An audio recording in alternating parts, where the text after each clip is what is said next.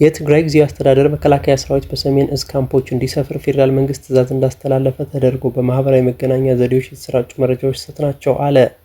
ጊዜያዊ አስተዳደሩ መከላከያ ሰራዊት ትግራይ ውስጥ በሚገኝ የቀድሞ ካምፖች እንዲሰፍር ጊዜያዊ አስተዳደሩ ስምምነቱን ገልጿል ተብሎ የተሰራጨው መረጃ ሐሰት ነው ሲል አስተባብሏል። መረጃዎቹ የተሳሳቱ፣ ህዝብን ለማወናበድ የታለሙና አላስፈላጊ ውጥረት ለመፍጠር የታሰቡ ናቸው ሲል ጊዜያዊ አስተዳደሩ ገልጿል። የመረጃዎችን ምንጭ ሆነ መረጃዎቹ እንዲያሳኩት የተፈለገው ግብ ግልጽ ነው ብሏል።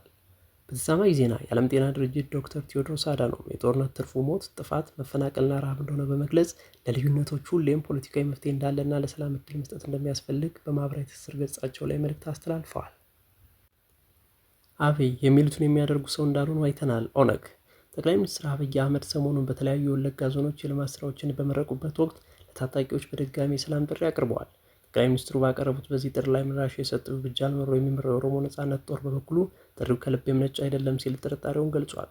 ጠቅላይ ሚኒስትሩ ባደረጉት ንግግር ያልገቡት ታጣቂዎች የገቡትን ጓደኞቻቸውን አርአያ በመከተል ወደ ሰላማዊ መንገድ እንዲመለሱ፣ ከዚህ በላይ እርስ በርስ መናቆር፣ መወጋገዝና መገዳደል ትርፍ እንደሌለው አይተናል። ከዚህ በኋላ ትኩረታችን ከህዝብ ጋር በመሆን አካባቢያችንን ማልማት መሆን አለበት ብለዋል። በሌላ ዜና ዳናይት መክብብና የስራ ባልደረቦቿ በማጭበርበር ክስ ፍርድ ቤት ቀረቡ። ታዋቂዋ ፕሮግራም አቅራቢ ዳናይት መክብብና 4 የስራ ባልደረቦቿ በመቶ ሺዎች የሚቆጠር የዜጎች ገንዘብ በማጭበርበር ወንጀል ተጠያቂ እንዲሆኑ የቀረበባቸው ክስ በፌዴራል መጀመሪያ ደረጃ ፍርድ ቤት ቦሌ ምድብ ችሎት መታየት ጀምሯል። የክስ መዝገቡ እንደሚያስረዳው ግለሰቦች ወደ ውጭ ሀገር እናስወጣቸዋለን በሚል ተስፋ ከእያንዳንዱ ተበዳይ 437 ሺህ ብር ተቀብለዋል።